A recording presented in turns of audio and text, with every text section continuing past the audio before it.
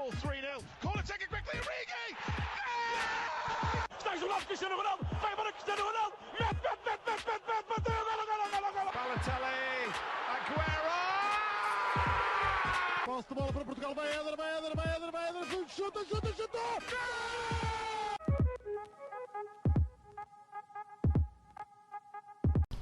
Olá, sejam bem-vindos a mais um episódio do Spanenka. Hoje, como podem perceber, tem um membro novo aqui no podcast. Eu sou a Matilde e também faço aqui parte do 78. Viemos a convite da Liga cobrir a Final Four, já temos alguns conteúdos que produzimos no nosso TikTok e no nosso Instagram, e hoje viemos aqui entrevistar o Silvio, que é um ex-jogador do Benfica e ex-jogador também de outros clubes, como o Atlético de Madrid, e portanto estamos aqui a ter uma conversinha rápida um pouco sobre o teu percurso, mas se calhar antes disso podemos ir a prognósticos desta Final Four. Já sabemos o resultado do jogo de ontem, que o Braga eliminou o Sporting, mas o que é que achas que vai sair do jogo do Benfica-Estoril?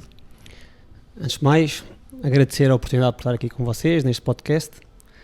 Em relação aos prognósticos, ontem o Sporting acabou por ser eliminado depois de ter feito um bom jogo, fez uma grande primeira parte, cheia de oportunidades, não conseguiu fazer golo, e o Braga depois na segunda parte cresceu e acabou por fazer golo, podia ter feito mais um ou dois logo a seguir ao golo que fez.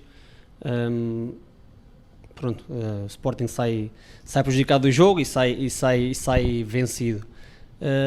Para hoje, Benfica-Estoril, acredito que seja mais um grande jogo desta Final Four. Acredito também que o Benfica seja favorito neste jogo, mas isto é jogo de taça, e na taça tudo pode acontecer. É verdade. Bem, agora passando um pouco para aquilo que foi o teu percurso, nós ficámos intrigados com uma coisa que disseste numa entrevista, porque disseste que cresceste um pouco com o futebol de rua. E no caso do Blanco, o Blanco é treinador de formação, e portanto eu queria lançar aqui um tema relativamente a isso, que é: acham que um jogador é feito das duas vertentes, ou seja, dessa componente de treino, e seja num clube, e também é feito desse futebol de rua? Quais é que são as vantagens destes dois mundos se interligarem? Eu fui criado num bairro típico de Lisboa, em Campo de Ourique, e onde quando não estava na escola estava na rua a jogar a bola, quando não estava na rua a jogar a bola estava na escola. Portanto, nós pouco parávamos em casa lá no bairro, tanto eu como os meus amigos. E o que é que isso nos deu? Deu-nos atrevimento dentro de campo. Eu fiz a minha formação toda no Benfica, mas pronto, quando não estava na escola estava a jogar a bola no Benfica, e quando não estava na rua. Então isso deu-me o tal atrevimento que eu vos digo, deu-me aquela magia de rua, o pisar a bola, o não ter medo de arriscar, o de não ter medo de competir contra miúdos mais velhos, aquela garra que se tem daqueles miúdos que vêm do bairro. E hoje em dia eu acho que falta um pouco isso nos miúdos, nas camadas jovens, porque já não há rua. Os miúdos já pouco jogam futebol na rua. Eu vou ao bairro onde cresci e não vejo miúdos. Há miúdos no bairro, mas já não se vê os miúdos a jogar a bola. Vê-se mais, acho que estão mais em casa. Aproxima-se um bocadinho mais. Estão mais em casa a jogar PlayStation, e isso depois revê-se também dentro de campo, depois nas camadas jovens. Certo. E tu também viveste numa geração que obviamente não tem experiência, também sou treinador assim há tanto tempo. Mas acho que existem dois grandes pontos, que é a sociedade, acho que também fica um bocadinho mais fechada aos pais deixarem os miúdos ficarem na rua até às não sei quantas a jogar futebol, que isso também não afeta, não tem essa liberdade de ir lá tentativa e erro, esfolar os joelhos e jogar na estrada, etc. E a segunda parte é que também com a evolução dos métodos de treino, uma coisa que em Portugal aconteceu muito nos últimos 20 anos, por causa do Mourinho e não só, também criou-se muita tendência de formatar o jogador para aquilo que o treinador quer, para aquilo que a equipa precisa, blá blá. Depois tiramos o jogador desse contexto e é um elemento estranho, é um corpo estranho. Ele adaptar-se a outro contexto, e enquanto na rua acredite, jogos entre amigos, peladinhas, qualquer tipo, tem de ser qualquer coisa, não é o que for. Ali formata-se, olha, tens de fazer isto assim, tens de fazer isto assim, sempre a levar com feedback, não há liberdade para tomar decisões, não há essa liberdade criativa. Daí depois também se fala muito dos números 10, porque é que já não existem, porque é que já não existe esse toque de bola, essa criatividade, e eu sinto que esses dois fatores têm muito peso. Ok. Agora, regressando também aqui àquilo que foi a tua passagem no Braga e no Atlético de Madrid, porque estas passagens têm uma particularidade, que é permitiram-te, ou seja, os clubes por onde estiveste, estiveram em finais europeias, que é sempre uma coisa que eu acredito que seja muito marcante e uma experiência inesquecível para qualquer jogador.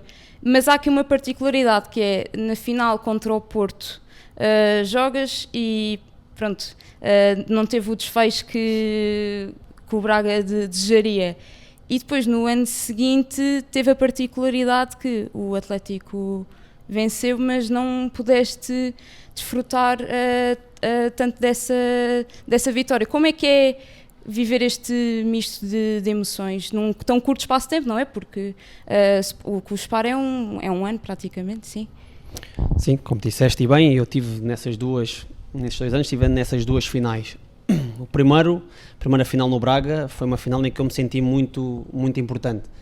Joguei praticamente os jogos todos do campeonato, da Liga dos Campeões. Depois, quando fomos eliminados da Liga dos Campeões, fomos para a Liga Europa, joguei os jogos também praticamente todos, ou todos.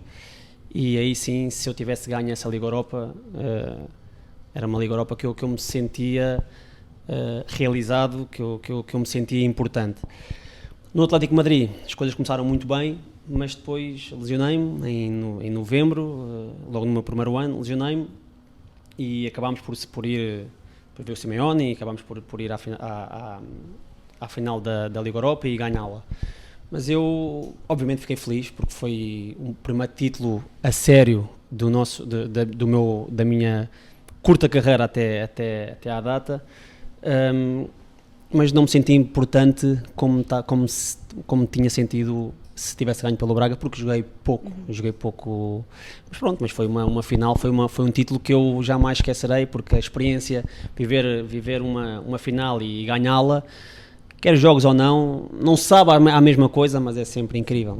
Por curiosidade, lembras-te das palavras que vos disseram no balneário na final contra o Braga, na final contra o Porto, lembras-te do que é que vos disseram?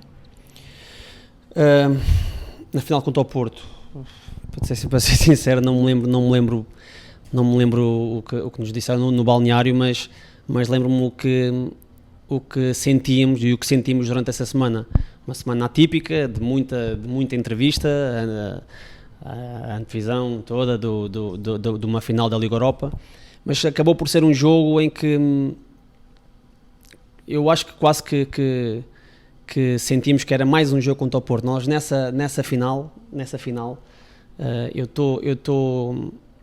estou convicto que se fosse uma final contra uma outra equipa qualquer, nós estávamos tão bem na Liga Europa que eu acho que ganhávamos a Liga Europa. Mas como foi contra o Porto, nós nesse ano já tínhamos tido 2 ou 3 jogos contra o Porto, perdemos os jogos todos, e esse tudo bem que era o jogo da Liga Europa e era o jogo das nossas vidas, mas pareceu-me a mim que já fomos quase derrotados para o jogo, porque lá está, foi contra o Porto era na altura de uma equipa incrível e tínhamos perdido os jogos todos contra ele, e esse acabámos por perder também um dos jogos mais fracos das finais da Liga Europa. Sim, acredito que o estado de espírito tenha sempre bastante influência. E Deixa-me só fazer uma pergunta, Silvio. Tu chegas a essas 2 finais da Liga Europa seguidas, tu sentes que entre a equipa do Braga e a equipa do Atlético houve muitas semelhanças? Eu na equipa do Atlético tínhamos, com todo o respeito por essa equipa do Braga, foi dos anos que eu mais me diverti dentro de campo, tínhamos melhor equipa no Atlético. Tínhamos uma equipa com jogadores já todos eles com boas carreiras feitas, alguns a começar a carreira internacionalmente. Eu era um deles. O Falcão na altura também era o primeiro ano do Falcão em Espanha. Depois Diego Ribas, Filipe Luís, o Tiago Mendes, pá, tudo já jogadores com muita experiência. E, sim, a equipa era superior a essa equipa que eu tive em Braga. E qual é que foi a relação? Não tenho alguma curiosidade. Ou seja, tu perdes a final da Liga Europa com o Porto, com o gol do Falcão. Passados uns meses, estás a fazer o primeiro treino de pré-época com ele. Não sei bem a que altura é que vocês dois chegaram, mas estás a treinar junto com ele. Sim. Qual é que foi a primeira interação? Lixaste-me. Até agora estamos aqui, mas tu há uns meses atrás foste tu que fizeste o gol da... Ele só cumprimentou-te assim com um sorrisinho na Não, cara? sim, ou... natural, sim. Mas sempre foi um jogador que eu respeitei muito enquanto adversário e enquanto colega. Um jogador incrível, tanto dentro de campo como fora, uma pessoa incrível. E pronto, prejudicou-me nessa final, mas só depois ajudou-me a ganhar a seguinte. É verdade. E ainda sobre o Atlético de Madrid, até é engraçado estarmos aqui neste título em particular, porque à nossa frente está aqui uma referência a José Mourinho, e o que eu queria perguntar era, tu chegaste a apanhar uma Liga Espanhola assim bastante competitiva e com alguns dos maiores treinadores que já passaram no nosso futebol, como José Mourinho, como a referi agora, Pep Guardiola também, Diego Simeone, que são 3 grandes referências. Como é que é viver a Liga Espanhola neste período que eu acho que é único, não é?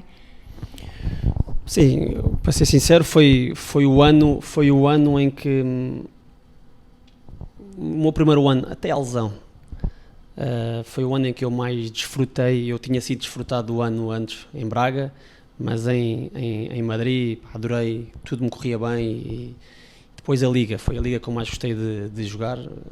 Eu na altura, eu sempre fui um jogador, não como o jogador de hoje em dia, pessoal hoje quer os laterais, a andar, a fazer o corredor. Eu nunca fui um jogador com esse gabarito físico, mas gostava muito de ter bola, de tabular muito com os meus colegas. E em Espanha todo jogador gosta de ter bola e gosta de jogar, e por isso diverti muito nesse ano. Depois, claro, como te disseste, era onde estavam na altura, na La Liga, estavam os melhores jogadores do mundo, estavam os melhores treinadores do mundo, e o que fazia da Liga a liga mais competitiva na altura era a liga mais competitiva. Sim, e não só os melhores treinadores, também melhores jogadores. Foi aquela fase em que o mundo quase que parava para ver o derby, os clássicos, sim. Eram jogos sempre bastante fervorosos, e foi também uma fase em que o Atlético de Madrid foi a bastantes finais europeias, não só de Liga Europa, mais tarde também na Liga dos Campeões contra o Real Madrid. E regressando um pouco a Portugal, porque depois também ainda passaste pelo Deportivo, pelo Wolverhampton, e tiveste ainda um regresso a Portugal. Nós temos curiosidade em saber, na tua passagem pelo Vilafranquense, que papel é que tu assumiste dentro do Vilafranquense? Era assim um papel mais de liderança? Sim, eu aí só podia mesmo ter esse papel na equipa. A minha ideia de ir para o Vilafranquense, eu podia ter acabado de carreira um ano antes de ir para o Vilafranquense, mas decidi e pensava que poderia dar mais um ano ao futebol e que ainda estaria em condições para o fazer. Tive em condições até certa parte da época, depois deixei de ter, e por isso é que depois também acabei a carreira. Mas sim, eu acho que foi muito por aí, pela liderança que eu podia aportar também à equipa, aos meus colegas, o respeito dentro do balneário que eu sentia que eles iriam ter e tiveram por mim, que foi muito bom. Pronto, foi o meu último ano de carreira e não me arrependo nada. Fiz lá bons amigos e fui mais uma vez o profissional que fui em toda a minha carreira. Sim, e é curioso porque enquanto profissional passaste por vários escalões do futebol. Quais é que são para ti as maiores diferenças entre jogar na Primeira Liga e jogar em todos os outros escalões? Porque quando estiveste no Wolverhampton estava na Championship. Sim. Depois ainda também voltaste e estiveste no Vitória, Vilafranquense, e portanto quais é que são para ti as maiores diferenças entre, no fundo, todos estes escalões? Eu antes de ir para a Primeira Liga, aqui em Portugal, o meu primeiro ano de sénior foi na Terceira Liga, na Terceira Divisão, depois Segunda B e depois fui para a Primeira. A diferença da segunda B na altura para a primeira era a velocidade de execução que os jogadores tinham em campo. Senti muito isso, que eu sempre me achei um jogador com muita qualidade com bola, e quando fui para o Rio Ave por momentos achei que não tinha assim tanta qualidade, porque o jogo era mais rápido, os jogadores pensavam mais rápido, ou seja, já eram profissionais. Depois, em relação à Primeira Liga Portuguesa e à Championship, no Wolverhampton, a principal diferença é que na altura, na Championship, jogava-se um jogo muito mais direto, muito mais físico do que a Primeira Liga aqui em Portugal. Aqui joga-se muito mais bola. Há momentos de jogo, há momento de posse de bola quando estás a ganhar, há momento de transição quando estás a perder ou não, mas há sempre esses momentos. Na Championship, mas queria só perguntar, e sentiste que esses momentos eram iguais, por exemplo, jogando no Benfica ou no Rio Ave? Ou seja, sentias que jogavas melhor um futebol apoiado em equipas que teoricamente iriam ter mais vezes a bola e mais tempo, ou jogavas melhor um futebol mais direto, como por exemplo se fosse necessário no Rio Ave? Ou sentes que era uma globalidade da Liga, ou seja, o Championship no global era mais direto e a Liga Portugal era no global mais apoiado? Sim, ambas as ligas muito competitivas. A Championship competitiva ao máximo. Mas pronto, um jogo muito mais direto, quando estás empatado ou estás a ganhar, estás a perder, o jogo é sempre direto, não há aquele momento de posse de bola. Aqui em Portugal estás a ganhar, queres ter bola, lá na Championship não existia esse momento. E fazia-me confusão, eu estar a ganhar, eu estar na equipa que está a ganhar e se for preciso a bola vinha e a indicação que eu tinha era de lançar a bola no ponto de lança, e isso fazia muita confusão porque eu tinha vindo de Espanha, de Portugal. Em relação a isso que me estás a dizer do Rio Ave ou do Benfica, no Rio Ave, na altura, tinhas muito menos bola do que aquilo que tive no Benfica. O Benfica é uma equipa com muito mais bola, com muito mais jogo apoiado. Isso depende muito do objetivo que tenhas. O Rio Ave, como passa muito mais tempo sem bola, acabas por não ter tanta bola e querer ser mais objetivo naquilo que é o teu jogo. O objetivo do jogo é fazer golo. Portanto, acaba por ser um jogo muito mais. Hoje em dia já se vê as equipas pequenas a jogarem muito mais futebol. Na altura em que eu estava no Rio Ave, não, era basicamente contra uma equipa grande, tu defendias e depois fazias tudo para alcançar a baliza adversária, ou com futebol apoiado ou não, ou com futebol direto. Agora, saindo um pouco desta realidade de clubes, também tiveste passagens pela seleção. Como é que qual é que é o sentimento de ser chamado pela primeira vez à seleção? Porque acredito que seja o sonho de muitos jovens que comecem a jogar futebol e que imaginam esse dia. Sim, é o sonho da maioria, não, de todos os jogadores de futebol, é chegar à seleção do seu país. E eu não fugia à regra, como é óbvio. Eu tinha o sonho, sim, de ser profissional de futebol. Assim que consegui ser profissional, o foco foi também para ser internacional. E eu fui internacional quando jogava em Braga e foi dos dias mais felizes da minha carreira. A primeira vez que sou internacional pela seleção portuguesa foi um jogo, se não me engano, contra a Dinamarca. Perdemos 1-0, se não me engano, se não estou em erro. Mas pronto, mas marcou-me porque foi a minha primeira internacionalização e fiquei feliz. Sim, e é curioso que também nesse período também tiveste a sorte de conviver com alguns dos maiores nomes do nosso futebol. Como é que foi chegar à primeira convocatória da seleção? Como é que foste acolhido pelos teus colegas de equipa na altura, também pelo selecionador? Eu era um miúdo extrovertido para os meus amigos e para casa e para a minha família, mas introvertido neste tipo de ambiente. Então, obviamente, muito feliz de de ser convocado e chegar a um estágio cheio de estrelas, mas com alguma vergonha, com algum como eu disse, eu era introvertido, mas sempre fui recebido muito bem, até pela minha maneira de ser, a minha maneira de estar. Portanto, fui muito bem recebido pelas estrelas na altura da seleção, que me meteram muito à vontade desde cedo. Sim, pelo menos é sempre essa a imagem que passa dessa, ou seja, porque às vezes parece que essas enormes estrelas parece que são pessoas tão distantes, mas depois ao final do dia são pessoas como as outras e parecem... Já tinham sido teus colegas de equipa? Sim. Na altura eu estava em Braga. Na altura quem é que estava? Eu acho que do Braga só eu que fui convocado na altura, não me recordo se o Viana também estava. Mas provavelmente também poderias ter jogado contra eles Sim, eu conhecia a maioria. Claro. A maioria na altura era quase tudo o pessoal que jogava aqui na Liga Portuguesa. Só, se não me engano, só o Cristiano é que estava. O Cristiano estava no Real Madrid, o Pep não me recordo se já estava no Real Madrid. Nessa altura penso que sim. Sim. Depois nos anos seguintes é que começou já o pessoal aí a ser vendidos para fora, mas na altura era quase tudo pessoal aqui da Primeira Liga, conhecia praticamente todos. Sim.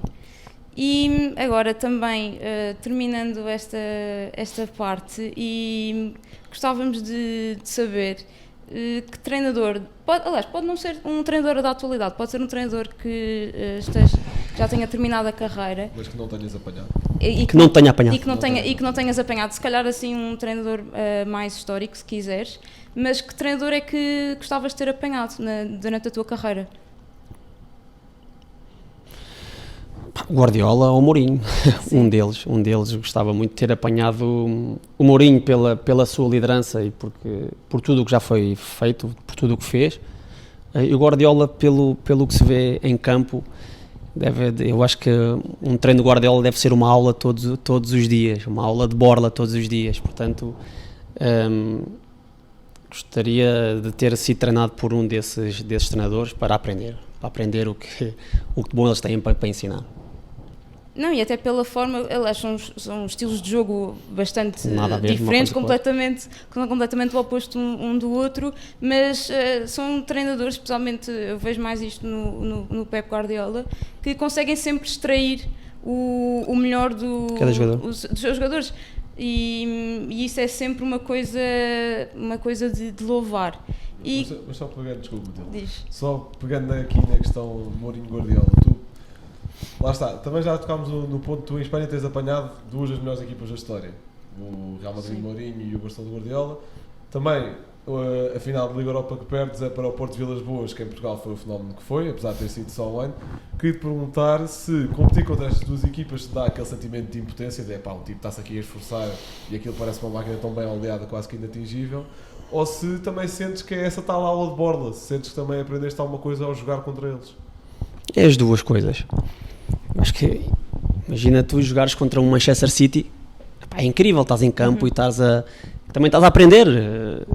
Eu acho que por mais pouco que toques na bola, estás a assistir a um espetáculo também, não é? Acho que aprendemos sempre nas derrotas e nas vitórias. Nesse Porto com o Vilas Boas, era uma equipa incrível. Tinhas, para além de estar muito bem montada, tinha jogadores incríveis. Depois daquele ano saíram todos de Portugal praticamente. Pronto, é como tu dizes, é gratificante estar em campo. Obviamente queremos sempre ganhar, mas é bom jogar contra equipas boas. Sentes-te, é nesses momentos em que te sentes jogador. Jogares contra equipas top.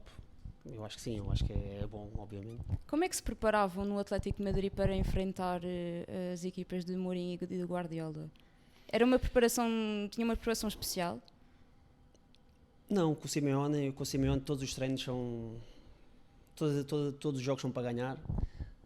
Tens que encarar o treino sempre com a mesma seriedade, porque só assim é que estarás dentro do 11 dele. Porque ele não sabe estar de outra maneira, os jogadores que são treinados por ele não conseguem estar de outra maneira, porque trabalham sempre de maneira muito, muito séria, em busca do melhor resultado possível, sempre. E agora, já sabendo que gostarias de ter sido treinado por Pep Guardiola e José Mourinho, que treinador serias agora? Serias uma mistura destes dois? Serias um treinador diferente? Só precisa ser treinador agora. Sim, se pudesse, exato. Sim, eu nunca vou ser treinador. Se agora surgisse a oportunidade num mundo paralelo. Se agora surgisse a oportunidade, eu rejeitava, porque eu não não iria ser treinador, apesar de gostar muito da vertente de liderança. Eu acho que os melhores treinadores do mundo, para além de serem bons taticamente e perceberem muito do que é o jogo, eu acho que têm que ser muito bons a liderar pessoas. Eu acho que aí está a grande diferença. E o maior exemplo eu acho que até são as equipas do Mourinho. Enquanto que as equipas de Guardiola nós vemos um grande trabalho, tem que passar horas e horas a trabalhar aquele modelo de jogo que ele inventou, ou não sei. As equipas de Mourinho nunca jogaram um futebol incrível, mas fartou-se de ganhar competições, Liga dos Campeões. Eu acho que isso foi muito pela liderança e por aquilo que ele também consegue tirar de cada jogador, tal como o Guardiola. Sim. É um futebol absolutamente eficaz. Sim. É eficaz, mas depois pronto, eu acho que é muito pelo tipo de liderança que ele incuta ali na Sim. equipa. E no caso do Pep Guardiola, o que acontece também é que tem que estar constantemente a reinventar, porque cada vez mais os treinadores acabam por adotar um estilo semelhante e percebem ao longo da época também como é que, neste caso, o Manchester City joga e, portanto, o Guardiola também tem de estar sempre no topo. E quando nós achamos que o Manchester City está assim a passar por uma má fase, depois afinal vamos a ver e depois são campeões da Premier League, mais uma vez, como não poderia deixar de ser. E agora, assim, para terminar, nós sabemos que Jorge Jesus foi digamos assim, o teu treinador preferido. Em que pontos é que vocês acabam por concordar e em que outros pontos é que pensam de maneiras completamente diferentes? Eu e o Jorge Jesus? Sim. Sim. Não, o Mr. Jorge Jesus realmente foi o treinador que eu mais... Não foi o que eu mais gostei de apanhar, porque é difícil, não é fácil seres treinado por uma personalidade daquelas. Todos os dias com ele não é fácil. O primeiro ano, top. O segundo já começa a gostar mais, porque a maneira dele estar é sempre a mesma. Mas em termos de jogo, de preparação para o jogo, de evolução, foi o treinador com quem eu mais evolui e senti muito isso. Eu digo isto e há vários jogadores, eu acho que praticamente todos os jogadores que passam por ele dizem-te o mesmo. O que é que eu faria de diferente? Não sei, eu sou talvez seja mais calmo do que ele, apesar que é um estilo de liderança que eu não teria, mas que resulta. Porque as equipas dele, todas elas também jogam um bom futebol e é um vencedor, ganha competições. Portanto, era mais isso, não sei, a maneira como lida com alguns jogadores. Eu se calhar não liderava dessa maneira, mas nada contra, porque fez de mim melhor jogador e um jogador muito mais preparado do que antes de ser treinado por ele. Sim. Não, Jorge Jesus por acaso é uma figura muito, muito particular e pronto, nós estamos fartos de ouvir as histórias as histórias que o Cândido conta e que outros jogadores contam que são sempre bastante engraçadas. Mas bem, Silvio, muito obrigada por esta conversa, foi muito bom poder ter-te aqui connosco no Spanenka Blanco. Tu que és um membro mais habitual do que eu, és um membro honorário, eu vim-te aqui substituir. E obrigada mais uma vez à Liga por nos ter proporcionado esta oportunidade e vemo-nos na final.